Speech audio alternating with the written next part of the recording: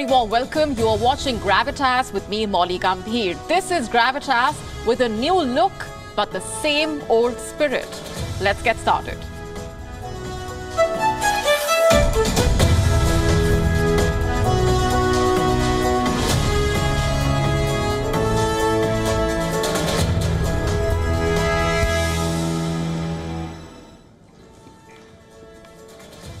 Is the United States on the hunt for a new long-term airbase in Pakistan? Are secret talks to host American bases in Pakistan underway? Are Pakistan's military generals offering their country as an option? Now, so far, Pakistan's political leaders have ruled it out, including former Prime Minister Imran Khan. Khan, who has been particularly vocal on this matter, has gone on record, in fact, to say that Pakistan will never allow the United States to establish military bases on Pakistani soil. In a new op-ed for a British daily, Imran Khan has repeated his claim again. But here's the kicker. Despite what the civilian government might have claimed, it seems talks between Washington and Pakistan military establishment have resumed. Why is the Pakistan army so interested in rolling out the red carpet? Why is the US so eager to put boots on the ground there? And what strategic interests does it serve America? Is it to keep an eye on Afghanistan or China, Russia, possibly Iran? And we will get you all the details on this matter tonight and focus on all of these questions. Stay tuned. Also coming up for you on the show tonight, we will tell you all about America's new spy drone. It looks like a monster manta ray. Reports say it could possibly be the biggest underwater drone ever. After bringing US campuses to a standstill, anti-Israel protests have now spread to European universities. On Gravitas tonight, we ask, can students around the world deliver what world leaders have failed to do? Can students end the war and deliver peace? It is World Press Freedom Day, a day that is meant to remind governments around the world that they must respect press freedom. On the show tonight, we ask, where does press freedom go during war? What happens to the journalists who are killed on the front line? Who is making a case for the journalists whose families have been victims of targeted killings in Gaza? Also coming up for you on the show tonight is Rishi Sunak finished? That's a story you do not want to miss.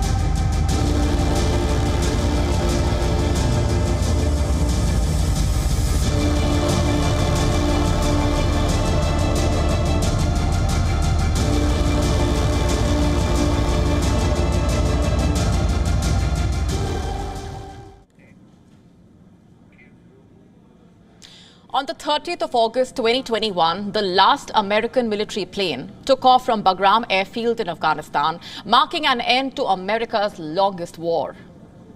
The Taliban took over Kabul and the Americans knew they could never go back. Their withdrawal from Afghanistan meant no more US military presence in the entire subcontinent. A search started, a search for a long-term military base from where America could possibly keep an eye on Afghanistan. Biden administration security team reached out to all regional allies. The idea was simple. A base close to Afghanistan would help them gather intelligence and carry out counter-terrorism strikes if Afghanistan descends into another round of civil war. It looks like the US is still searching.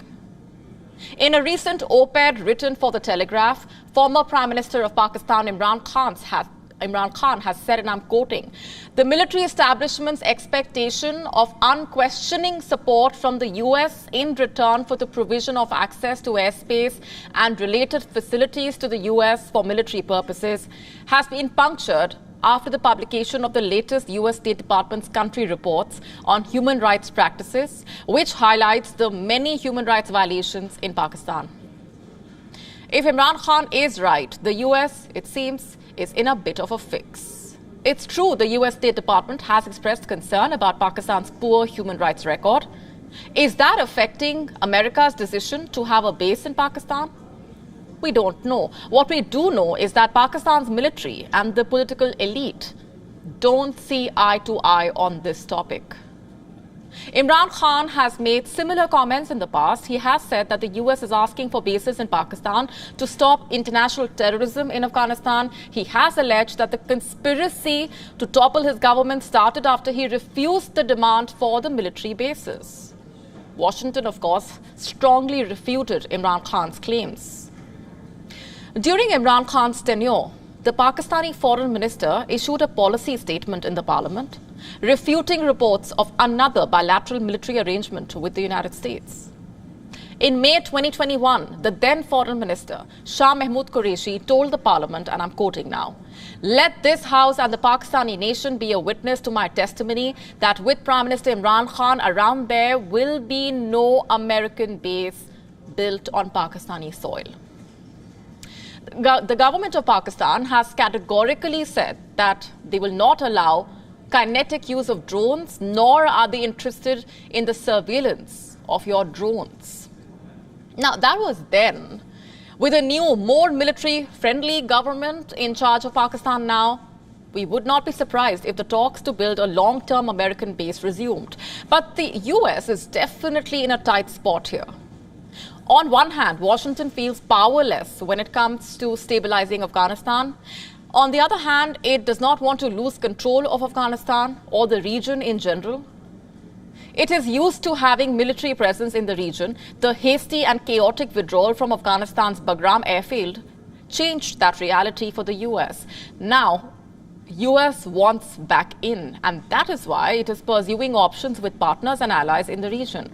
The US says that Pakistan is not the only option for them. So far, there is little to suggest otherwise. After all, the US has for years used Pakistani ground routes and airspace to ferry supplies to the US and NATO troops in Afghanistan. The fate of what are known as ground lines of communications and air lines of communications also is unclear once the foreign troops withdraw from the region.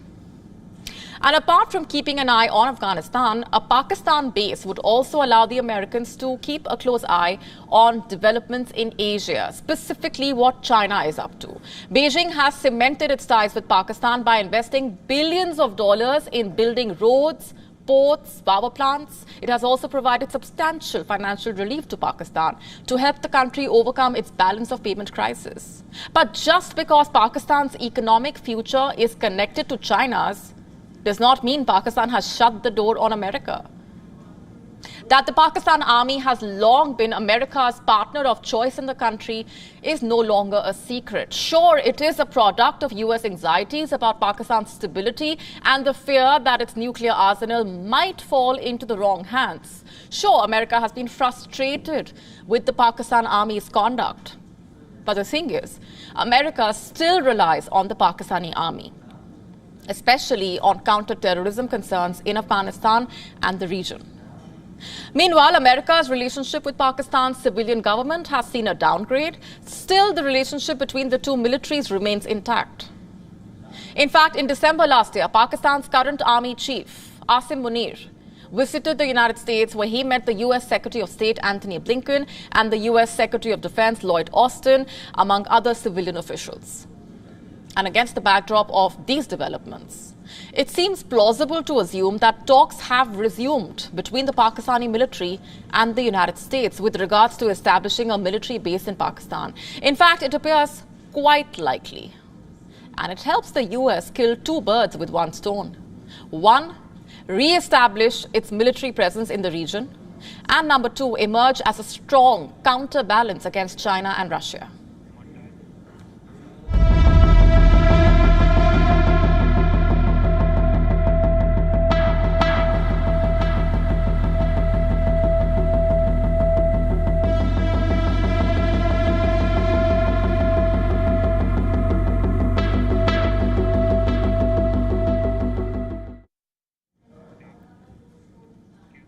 Let me now tell you about America's new underwater drone. It looks like a manta ray, but unlike the harmless sea creature, this machine is very dangerous. This underwater drone is designed to carry out long-range operations for the US Navy. This drone is autonomous, meaning there is no crew on board. And how large is this monster manta ray? The dimensions have not been revealed, but reports say that this monster manta drone could be the largest ever underwater drone. It has been built by Northrop Grumman. The US defense giant says the monster manta is designed to carry out, quote-unquote, long-duration, long-range missions in ocean environments where humans cannot go. It was built in Maryland, and because it was so huge, it had to be shipped in subsections to California for testing. Tests and trials were carried out between February and March. The makers of the monster manta say the drone is now ready to advance towards real-world operations. The monster manta is reportedly equipped with 4 propellers. It can carry several payloads of multiple sizes. The question is, will the United States deploy these drones in West Asia, where the Red Sea is on fire? The Pentagon has not said anything yet.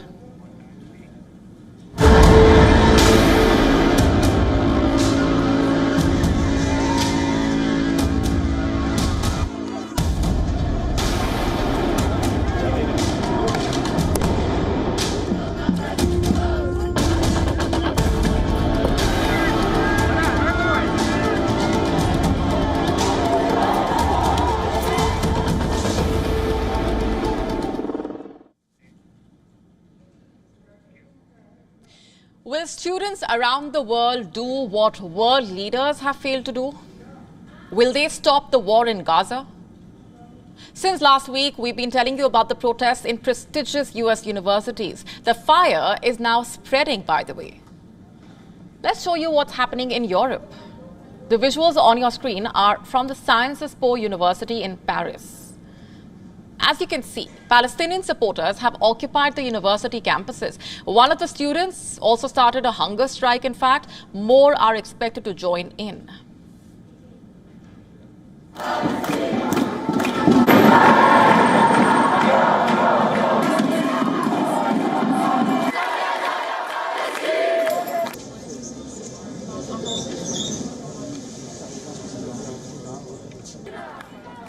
Now, what do these students want?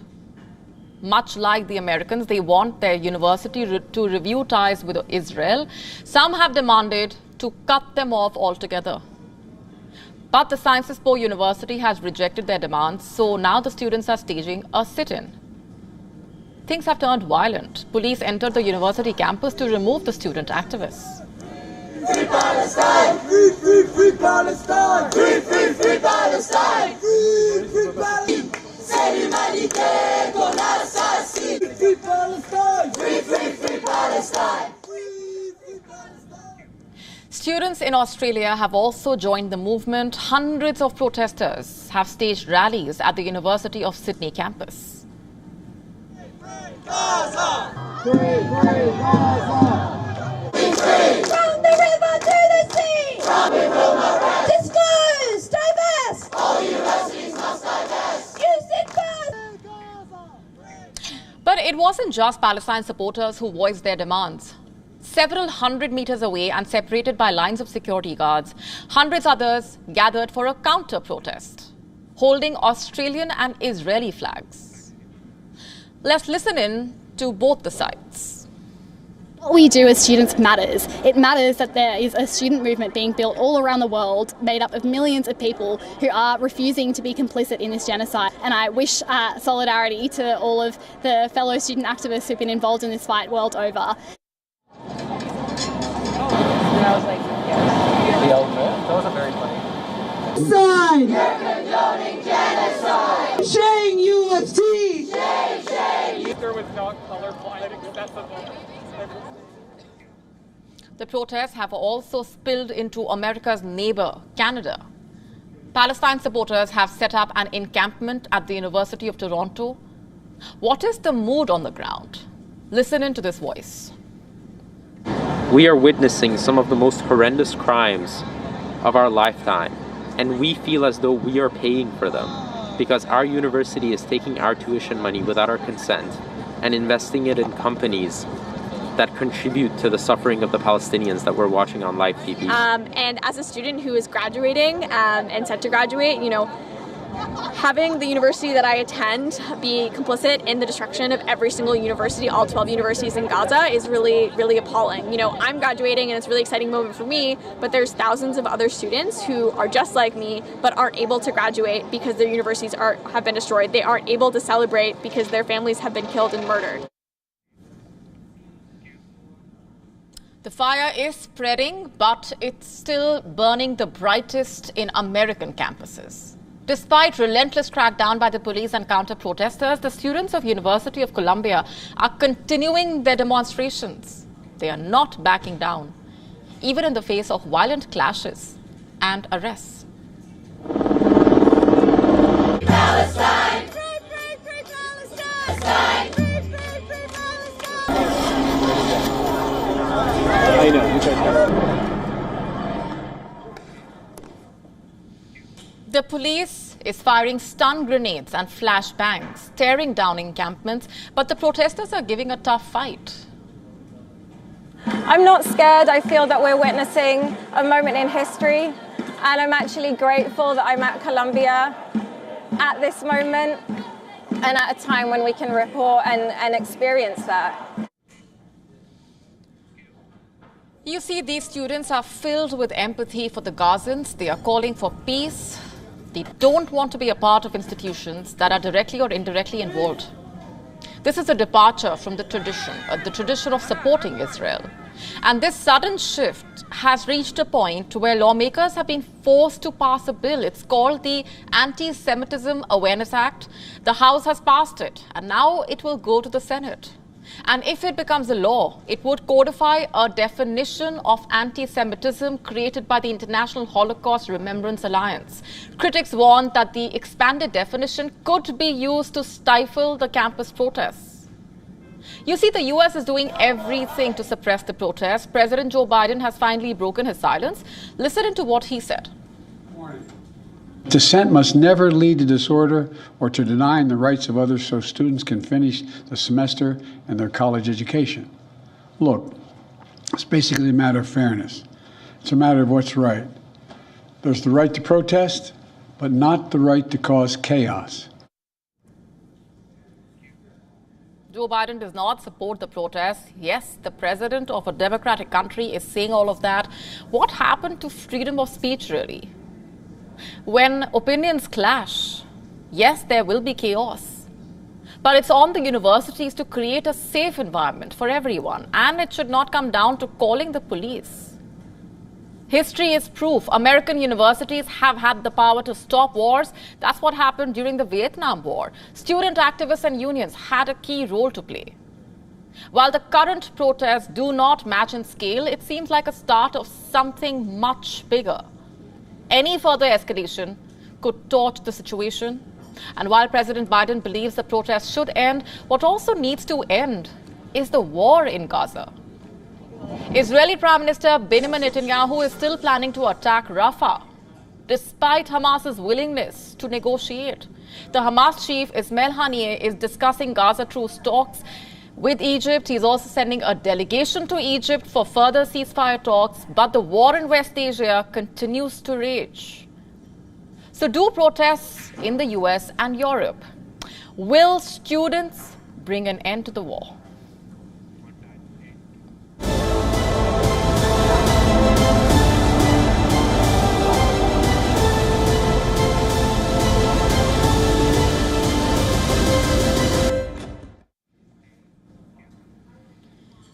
Few see tragedy as up close and personally as journalists. Few have the courage to carry on. For Al Jazeera journalist Wael Al-Dahdouh, the Gaza war is as personal as it gets. On the 28th of October, the veteran war journalist lost his wife, daughter, son, and 8 other relatives. 3 months later, the war claimed his eldest son, Hamza's life as well. Just like his father, Hamza was also a journalist for Al Jazeera. Well, Al-Dadoudou lost his entire family due to Israeli attacks on Gaza.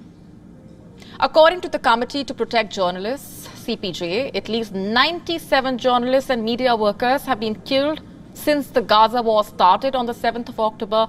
Gaza's media office puts the number at more than 140.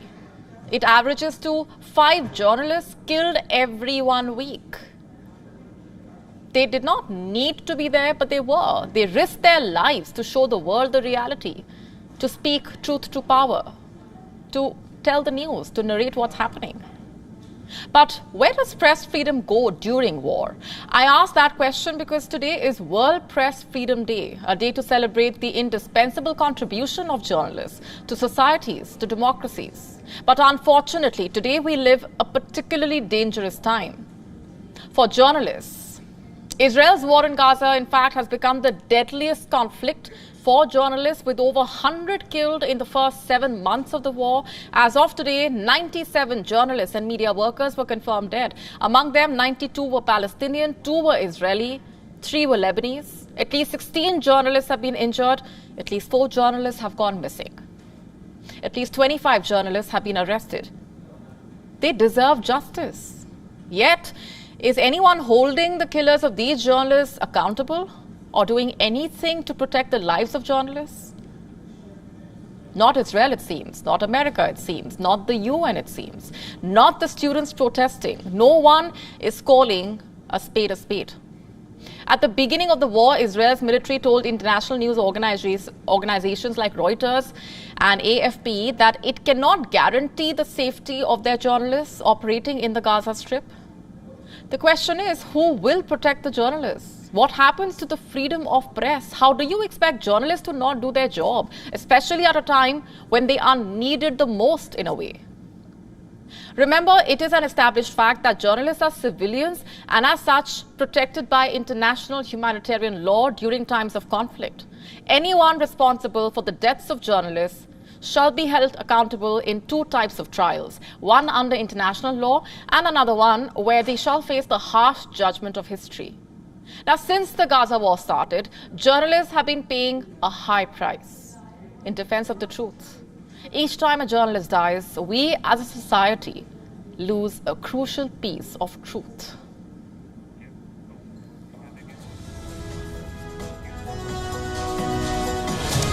Let's now give you a glimpse of what else is lined up for you on the show tonight. In our brand new segment, A Touch of India, we tell you how India is helping Namibia revolutionize its payment system and boost its economic growth with a UPI-like model. On Gravitas Snapshot, we get to the story of Kenya's first woman Air Force Chief, Major General Fatuma Gaiti Ahmad. She's also the first woman in Kenya to become a brigadier and the first to rise to the rank of a Major General. Also coming up on the show, our segment Friday Flavor makes its debut with a story from Japan, where almost 100 babies recently gathered for a rather unique competition where the baby that cries the longest and the loudest is declared a winner. The competition involves sumo fighters and masks of demon birds. Stay with us for that story as well.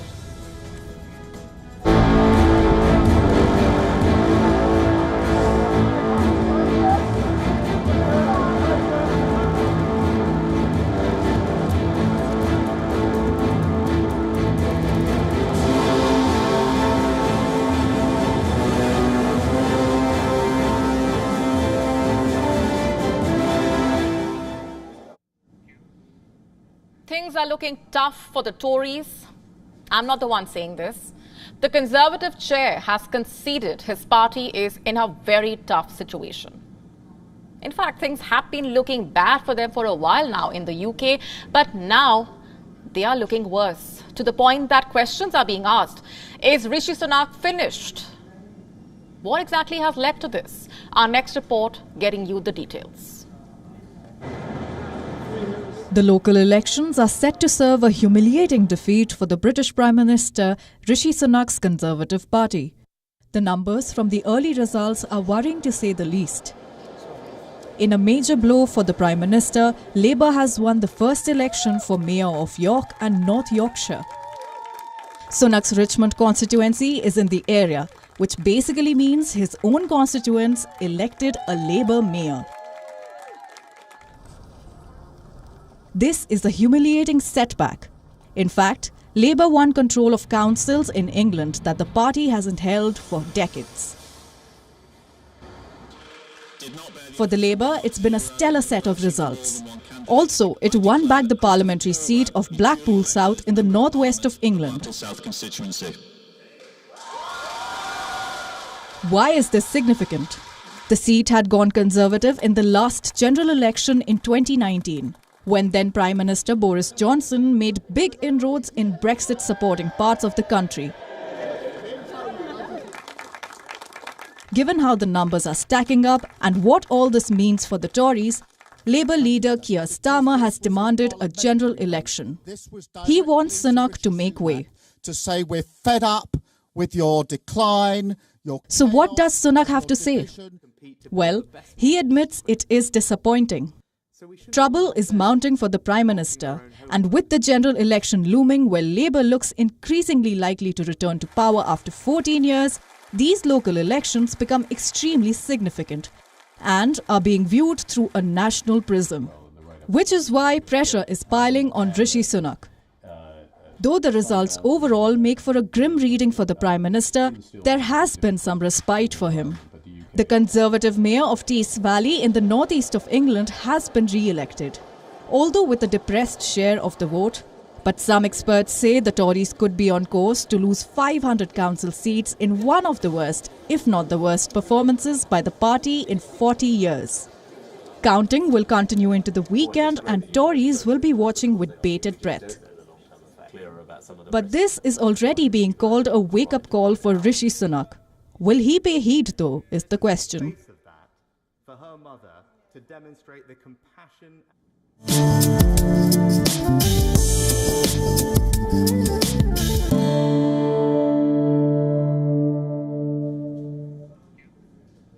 India's Unified Payments Interface, or UPI, continues to expand and flex its muscles. The latest country in line to get wooed by this digital wizard is Namibia.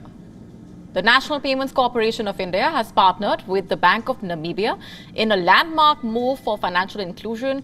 This collaboration marks NPCI's first international deployment of the UPI framework following immense success within the country.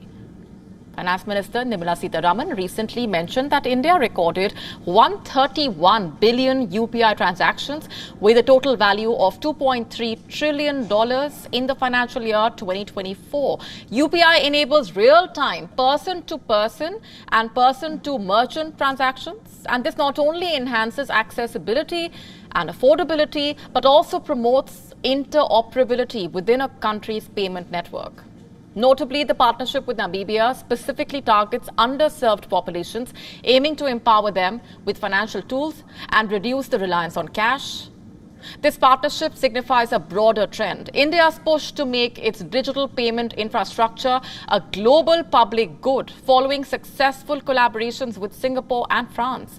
NPCI International, its overseas arm, has established partnerships in over 10 countries, including Bhutan, Nepal, Sri Lanka. Namibia's adoption of a UPI-like system paves the way for similar collaborations across Africa, accelerating the continent's digital transformation. And by leveraging India's proven technology, these countries can build robust payment ecosystems, fostering financial inclusion and economic prosperity. The success of NPCI's international endeavor signifies a paradigm shift in global payments. Real-time, secure, cost-effective mobile payment systems like UPI are revolutionizing the way people and businesses transact. Experts predict the global real-time payments market to reach $23 trillion by 2028. And India's UPI is leading the charge.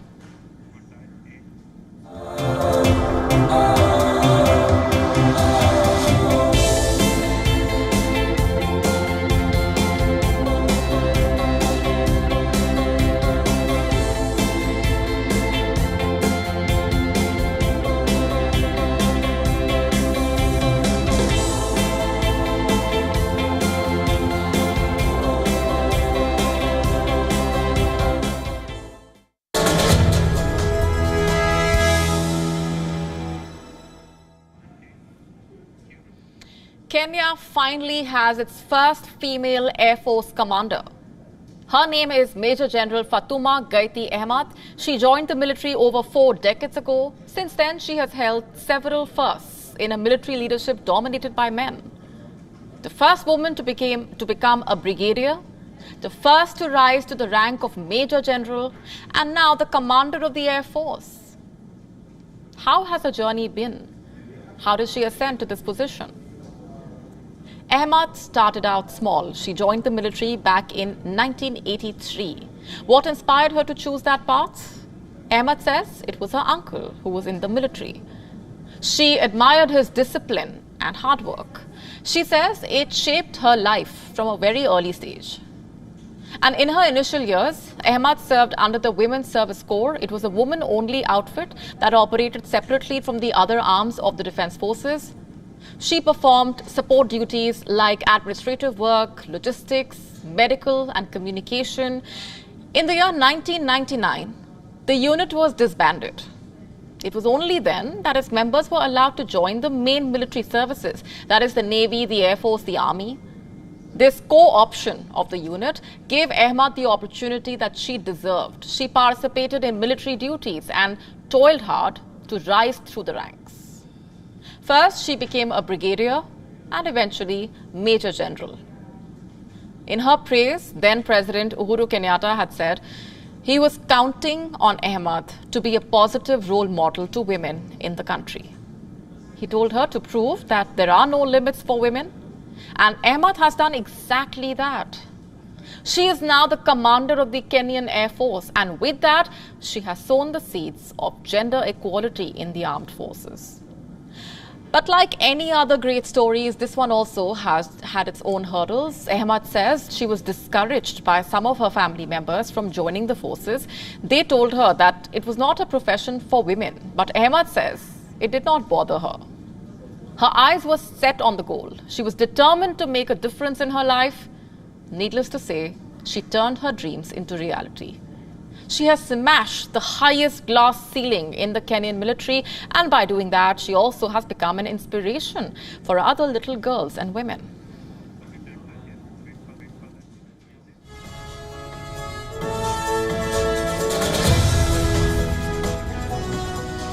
On that note, we're taking a very short break at this point. Don't go anywhere. Stay with us.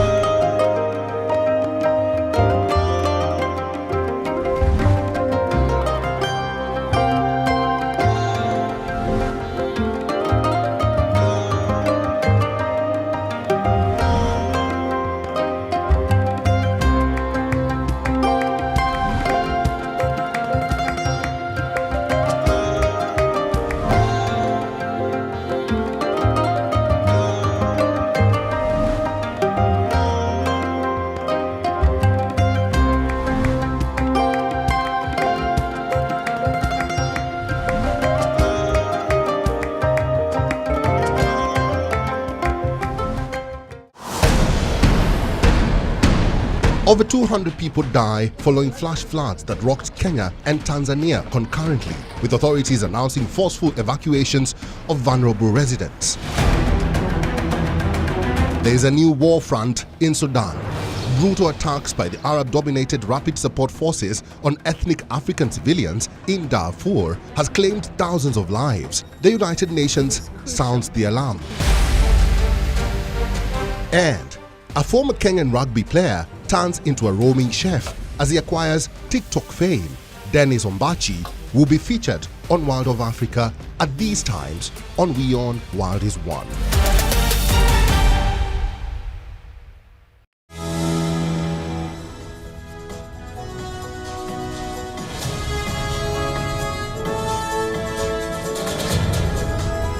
And welcome back. Thanks very much for staying on with us. You are watching Gravitas.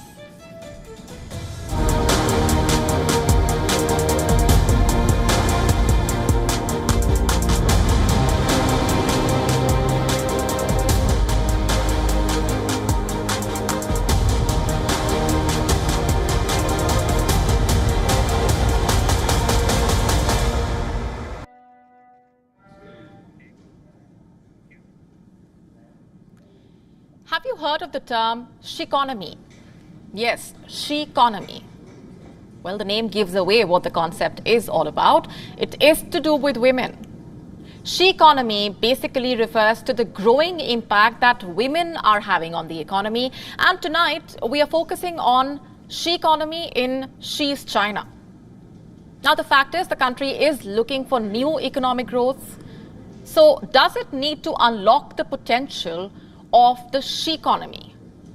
Well, according to Goldman Sachs, the she-economy in China is rising amid a similar trend in other parts of the world, with more women making progress towards breaking into more roles previously dominated by men in the past decades.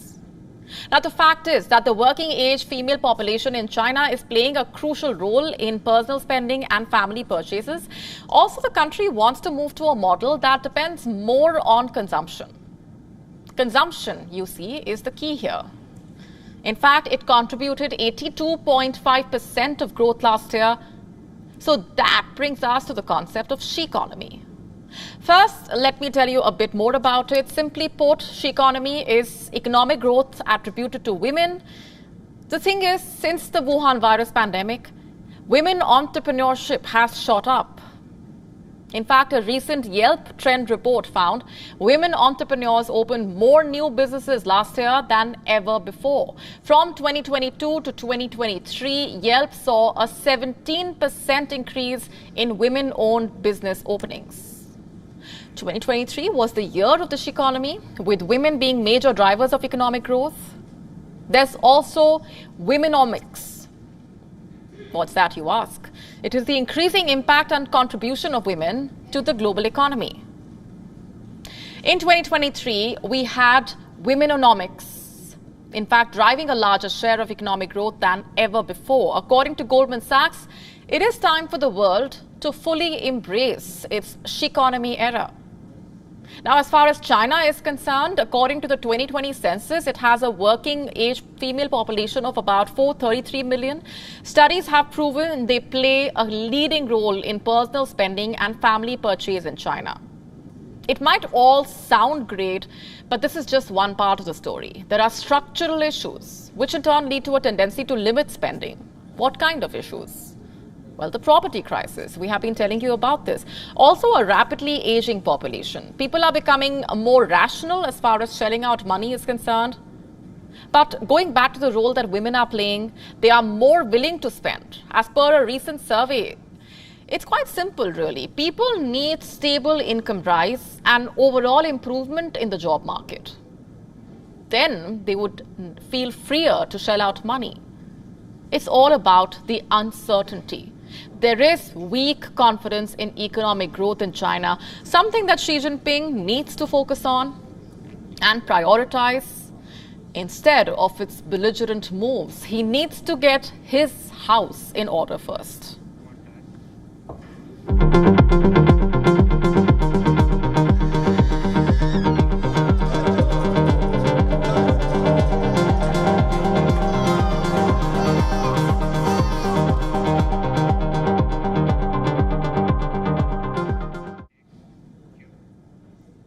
Have you ever been on a plane with crying babies?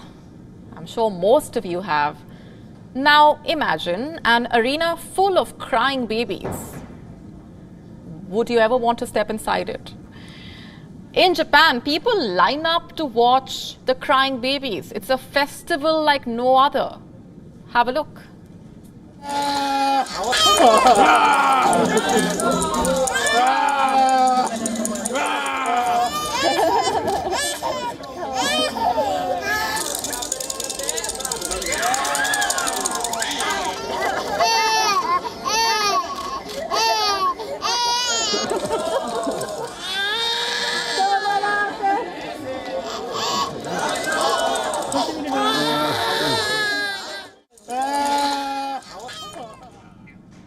Now, this is Japan's Crying Sumo Festival. It began in the year 1991, and to date, crying babies are keeping the tradition alive.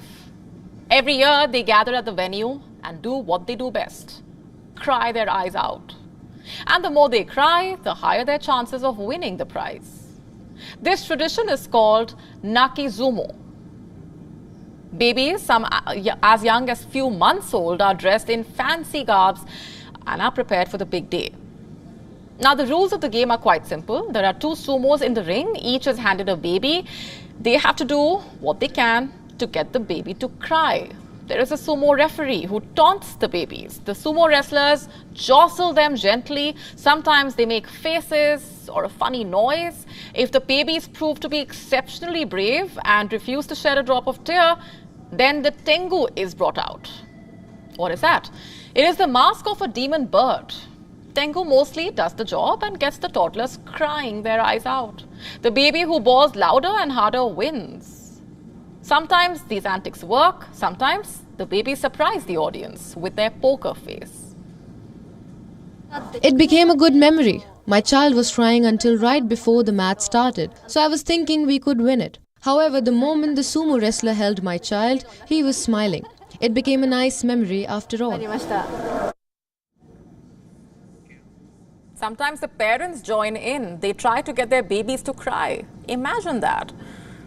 Normally, parents scramble to get the babies to stop crying. But in this Japanese festival, it is the opposite. Now, what explains this? Hearing babies cry non-stop can be disturbing to some, troubling to many, even a source of concern. But in Japan, it is believed that the sound of a baby's cry can ward off evil spirits. And what it can also do is bring good fortune, they say. And this belief is the foundation of this crying baby sumo festival. It is believed that the louder a baby cries, the greater the prosperity she will receive. This year, the festival was held at Tokyo's historic Sensuji Temple. The festival was also observed in smaller cities and towns across Japan. The festival is so popular that in some cities, parents have to secure spots through the lottery system. Only about 100 lucky babies get the chance to participate and cry out loud.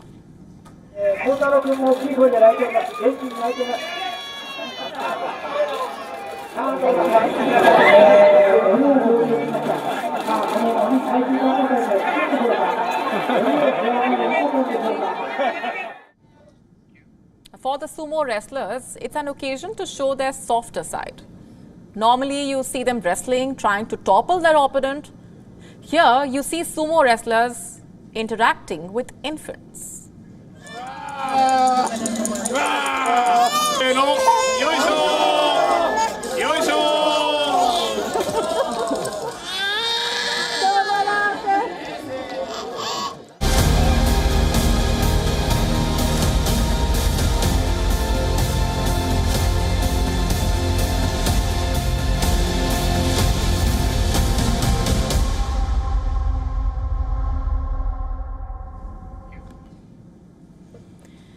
There has been an interesting development in the graft case involving former French President Nicolas Sarkozy. His wife, Carla Bruni, has now become a suspect in the case. She has been accused of illegal witness tampering and helping her husband. Here's a detailed report.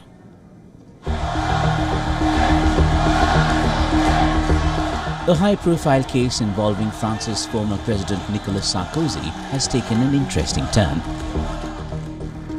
Sarkozy's wife, Carla Bruni, who was once a witness in the case, has now become a suspect. Police have questioned Bruni in a case linked to the Libyan dictator Muammar Gaddafi. Sarkozy has been accused of receiving money from Gaddafi. He denies any wrongdoing in the case. Now, police are trying to probe whether Bruni had a role in obstructing justice. The supermodel turned singer Carla Bruni was questioned for 3 hours. And as if there was a dearth of big names, here's one more. Ziad Taqiyuddin, a Franco-Lebanese arms broker and the uncle of Amal Clooney. Taqiyuddin sits at the heart of this high-profile case. In 2007, the arms broker claimed he transported cash worth 5.3 million from Tripoli to Paris. Taqiyuddin claimed he handed the money to Sarkozy's chief of staff. He says the money was then used to fund Sarkozy's presidential campaign. By 2020, Taqiyuddin had changed his statement. In 2023, Sarkozy was charged for illegal witness tampering. Now, more high-profile names are tumbling out, his wife Carla Bruni being the latest. Bruni is accused of deleting messages that she exchanged with French paparazzi queen Michelle Marquand on the day she was charged with the witness tampering in June 2021. Police are probing what Bruni is hiding. There's more. Bruni is also being accused of helping Marquand and paparazzo Sebastian Valliella to obtain COVID tests in October 2020. This allowed the duo to travel to Lebanon for the interview with Taqiyuddin. This is the same interview where the arms dealer changed his statement, giving a clean chit to Sarkozy. He was allegedly paid millions. Investigators suspect several people played a role in pressuring the key witness. There are now 11 defendants in the case. Sarkozy is set to stand trial in early 2025. Bureau Report, WION World is One.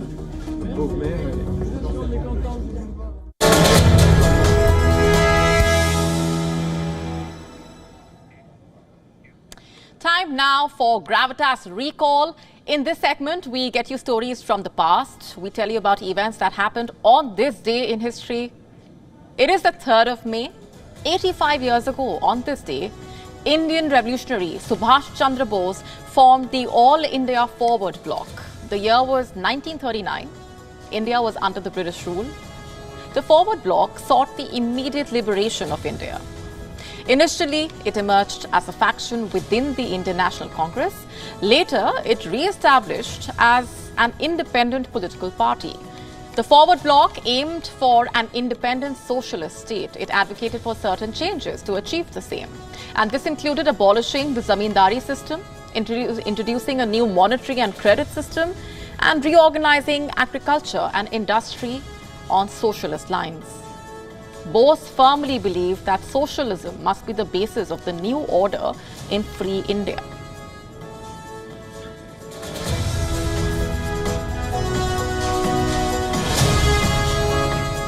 And on that note, it's a wrap on this edition of Gravitas Tonight. This is me, Molly Gambhir, signing off. Have a very good weekend. Thanks for watching.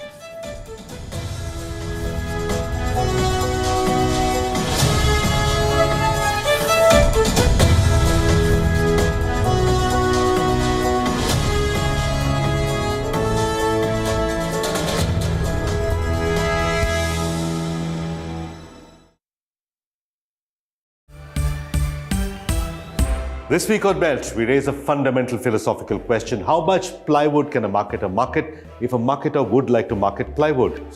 Yatnesh Pandey, VP Marketing Greenply, helps us with the answer to this question. You see, earlier the capital was a denominator for the competition. Now it's not. It's the time, it's the speed. We don't sell product anymore. We sell the perspective of experience of product with the speed of science.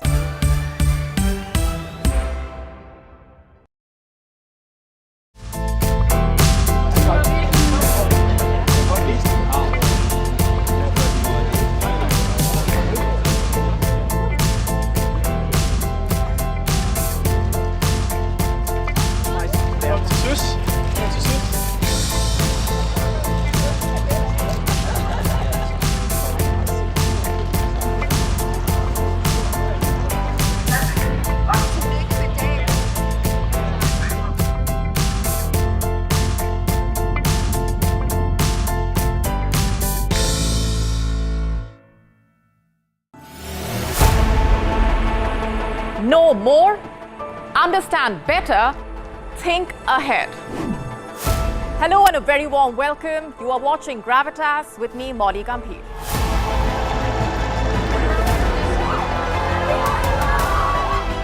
Get the facts, not the bombast. On the 26th of March, dynamic pricing, Baloch separatists, Gravitas cuts out the clutter. Gravitas keeps calm when others scream. Gravitas brings news to life.